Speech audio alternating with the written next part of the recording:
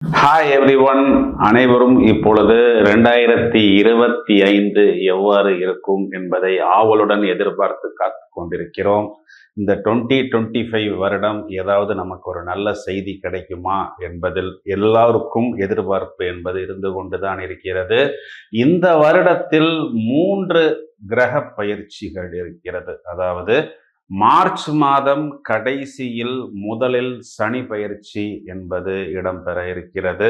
பிறகு மே மாதத்தின் நடுப்பகுதியில் ராகு பெயர்ச்சி, ராகுவுடன் சேர்ந்த கேது பெயர்ச்சி மற்றும் குரு பெயர்ச்சியும் இடம்பெறவிருக்கிறது. முதலில் இது நாள் வரை கும்பராசியில் இருந்த சனீஸ்வர கிரகம் இப்பொழுது மீனராசிக்கு சஞ்சாரம் செய்ய இருக்கிறார். மீனராசியில் இருக்கக்கூடிய இந்த ராகு என்ற கிரகம் எதிர் திசையில் கும்பராசியை நோக்கி வரவிருக்கிறார். இந்த பக்கம் கன்னி ராசியில் இருக்கக்கூடிய இந்த கேது என்ற கிரகம் சிம்ம ராசிக்கு வர இருக்கிறார். பிறகு குரு பெயர்ச்சியின் பொழுது இது நாள் வரை ரிஷபராசியில் ஜென்ம குருவாக இருந்த குரு பகவான் மிதுன ராசியில் அமர்ந்து தனது சொந்த வீட்டை, அதாவது தனுர் ராசியை சமசப்தம பார்வையாக பார்க்க இருக்கிறார். இந்த பெயர்ச்சிகள் ஒவ்வொன்றும் ஒவ்வொரு ராசிக்கும் என்ன தாக்கத்தை கொடுக்க போகிறது என்பதை இப்பொழுது நாம் விரிவாக காண இருக்கிறோம்.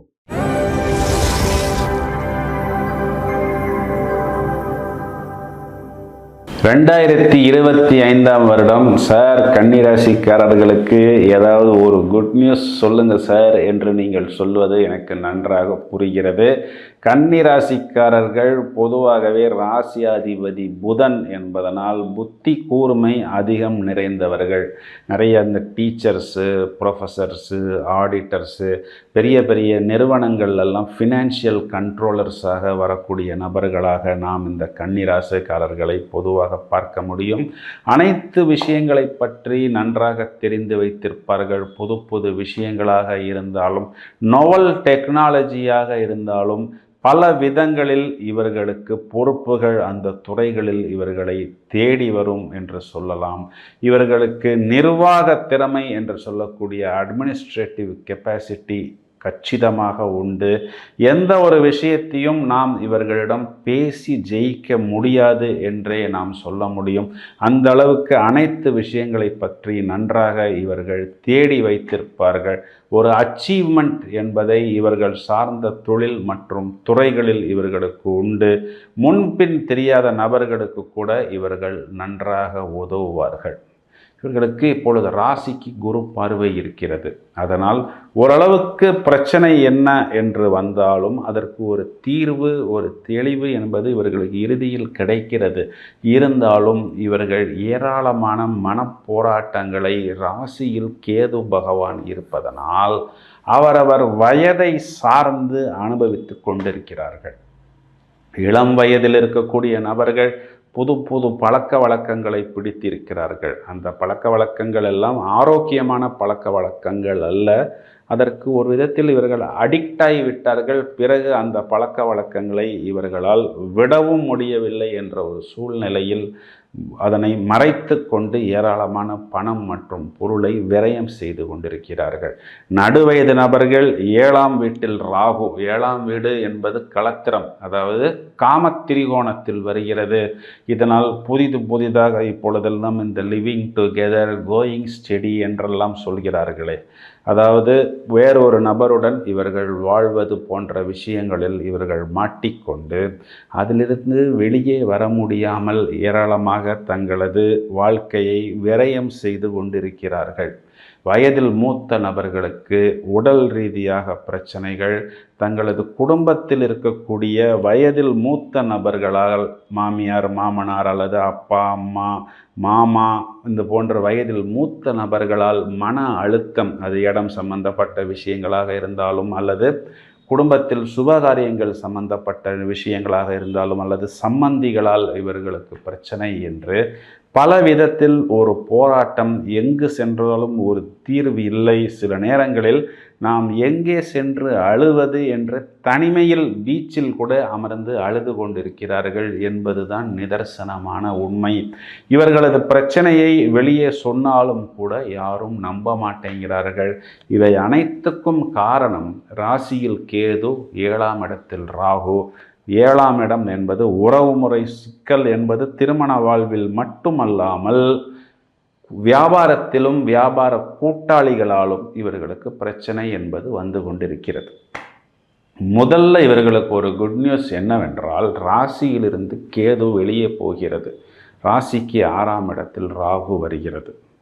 மேலும் 6ஆம் இடத்தில் இருக்கக்கூடிய சனி 7ஆம் இடத்துக்கு வந்தாலும் இந்த கன்னிராசி அதிபதி புதனுக்கு சனி நட்பு கிரகம் என்பதனால் பெரிதாக இவர்களுக்கு ஒரு பிரச்சனையை கொடுக்காது. இருந்தாலும் 7ஆம் இடம் என்பது நமக்கு சில நேரங்களில் திருமணம் சம்பந்தப்பட்ட விஷயங்களில் ஏதாவது ஒரு சிக்கல், திருமணம் காத்திருக்கிறது என்று நாம் பக்கத்தில் போகும் பொழுது நாம் யாரை திருமணம் செய்ய போகிறோமோ அந்த நபரின் நன்னடத்தை இல்லாத ஒரு காரணத்தால், அவர் ஏற்கனவே திருமணம் ஆனவர் என்றோ அல்லது அவருக்கு ஏற்கனவே பலவிதமான நோய் தொல்லை இருந்தது என்றோ, கடன் தொல்லை இருந்தது என்றோ, இல்லை அவர்களது சான்றிதழ்கள் சம்பந்தப்பட்ட விஷயங்களில் சிக்கல் என்றோ, அவர்கள் கொடுத்த வாக்கை நிறைவேற்றாத ஒரு சூழ்நிலையில் இருக்கிறார்கள் என்றோ, திருமண சடங்குகளுக்கு நாங்கள் இவ்வளவு தூரம் செலவு செய்கிறோம் என்று சொன்ன நபர்கள் கடைசியில் பின்வாங்குகிறார்கள் என்ற ஒரு காரணத்தினாலோ,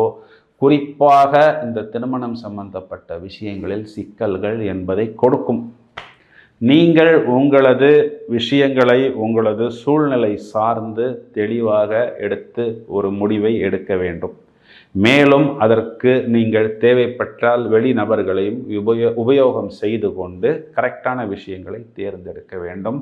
உங்களது பழக்க வழக்கங்கள் நீங்களாகவே தாமதித்து கொள்ளக்கூடாது. அதாவது ஒரு விஷயத்தை நாளைக்கு பண்ணிக்கிறேன் பிறகு பார்த்துக்கலாம் என்று எப்பொழுதும் வேகமாக இயங்கக்கூடிய நீங்கள் மெதுவாக இயங்காமல் பார்த்து கொள்வது புத்திசாலித்தனம். ஏனென்றால் இந்த சாட்டன் என்பவர் உங்களை கொஞ்சம் லெத்தார்ஜிக்காக மாற்றுவார்.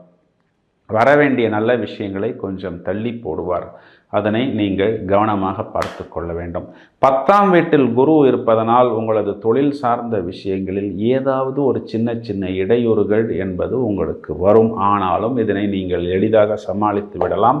தொழில் சார்ந்த விஷயங்களில் முதல் 6 மாதங்களில் நீங்கள் கொஞ்சம் கவனமாக உங்களை பார்த்து கொள்ள வேண்டும். பிறகு இவர்களுக்கு ராசியில் இருக்கக்கூடிய இந்த கேது என்பவர் ராசியை விட்டு வெளியே போவதனால் இவர்களுக்கு இது நாள் வரை ஏதோ ஒரு விஷயத்தை பறிகொடுத்தது போல், இழந்தது போல் இருந்த கன்னிராசி நபர்கள் இனி கொஞ்சம் யதார்த்தமாக மாறுவார்கள். அனைத்து விஷயங்களையும் கையில் எடுத்து நன்னடத்தையாக செயல்படக்கூடிய அமைப்பு. ஒரு விதத்தில் 7ஆம் பாவத்தில் வரக்கூடிய சனி என்ற கிரகமோ அல்லது 10ஆம் பாவத்தில் இருக்கக்கூடிய குரு என்ற கிரகமோ கொஞ்சம் உங்களுக்கு பாதகத்தை கொடுத்தாலும், இவை கொடுக்கக்கூடிய பாதகங்களை விட பல மடங்கு அனுகூலங்களை உங்களுக்கு கொடுப்பதற்கு 6ஆம் பாவத்தில் உபஜயஸ்தானத்தில் ராகு என்ற கிரகம் வந்து அமர்கிறார். இந்த ராகு என்ற கிரகம் பூரணமாக குருவின் பார்வையில் வந்து அமர்வதனால் நீங்கள் போட்டி தேர்வுகள், அதாவது அது ஒரு காம்படிட்டிவ் எக்ஸாம்ஸாக இருந்தாலும் சரி, வேலை வாய்ப்பாக இருந்தாலும் சரி, வியாபாரம் அல்லது உத்தியோகமாக இருந்தாலும் சரி, பல விதங்களில் உங்களுக்கு வாய்ப்புகளும் லாபங்களும் மேலும் மேலும் ஏறி வரும் என்பதுதான் நிதர்சனமான உண்மை. எனவே வரக்கூடிய நல்ல விஷயங்களை நீங்கள் கிரகித்து கொண்டு உங்களை மெருகேற்றி கொண்டு சிறகுகளை விரித்து நல்ல வாய்ப்புகளை நீங்கள் எடுத்துக்கொண்டு, குறிப்பாக இந்த மீடியா சம்பந்தப்பட்ட துறையில் இருப்பவர்கள், கலை சம்பந்தப்பட்ட துறை, இயல் இசை நாடகம் சம்பந்தப்பட்ட துறை, மருத்துவம் சம்பந்தப்பட்ட துறைகளில் இருப்பவர்கள், construction engineers, architects, interior decorations, இந்த ஆல்டர்னேட்டிவ் தெரப்பி, யோகா, தியானம், மெடிடேஷன் போன்ற துறைகளில் இருப்பவர்களுக்கு இந்த வருடம் தொடக்கமே அமர்க்களமான தொடக்கமாக இருக்கும். 2 விஷயங்களை மட்டும் கவனமாக பார்த்து கொள்ள வேண்டும். 7ஆம் வீடு திருமணம், களத்திரம், அங்கே சனி. 10ஆம் வீடு என்பது தொழில், அங்கே குரு. இந்த 2 விஷயத்தை மட்டும் நீங்கள் கொஞ்சம் கவனமாகவும் புத்திசாலித்தனமாகவும் பார்த்து கொள்ள வேண்டும். 2ஆம் வீட்டுக்கு குரு பார்வை என்பதனால் நீங்கள் கொடுத்த வாக்கை காப்பாற்ற முடியும். உங்களது கடன் பிரச்சனை என்பது முழுவதுமாக தீரும். 4ஆம் வீட்டை குரு பார்ப்பதனால் உங்களது வீடு வாகனம் சம்பந்தப்பட்ட விஷயமாக இருந்தாலும் மாத்துர் ஸ்தானமாக 4ஆம் இடம் வருவதனால் உங்களுக்கு உங்களது வயதை அனுசரித்து தாயாருக்கும் அனுகூலமான பலன்கள் என்பது ஏற்படும். 6ஆம் வீட்டுக்கு குரு பார்வை என்பதனால் வம்பு வழக்கு சம்பந்தப்பட்ட விஷயங்களிலிருந்து பூரணமாக வெளிவருவீர்கள்.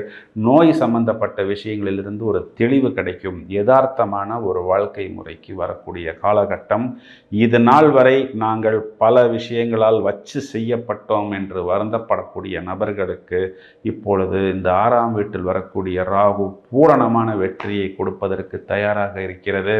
வழிபாடு என்று வரும்பொழுது இவர்கள் வியாழக்கிழமைகளில் குரு வழிபாடு செய்வதும், சனிக்கிழமைகளில் ஆஞ்சநேயர், நரசிம்மர், லக்ஷ்மி நரசிம்மர் வழிபாடு செய்வதும், ஒரு முறை திருநள்ளாறு சென்று நலத்தீர்த்தத்தில் இவர்கள் நீராடி சனி பகவானுக்கு பரிகாரங்கள், அன்னதானம், அபிஷேகம் செய்து பிசிக்கலி சேலஞ்சு பர்சன்ஸ் அவர்களுக்கு இவர்களால், அதாவது அந்த மாற்றுத்திறனாளிகளுக்கு முடிந்த உதவிகளை செய்வதன் மூலம் மேலும் இவர்கள் மேன்மை பெற முடியும். வாழ்த்துக்கள். நன்றி.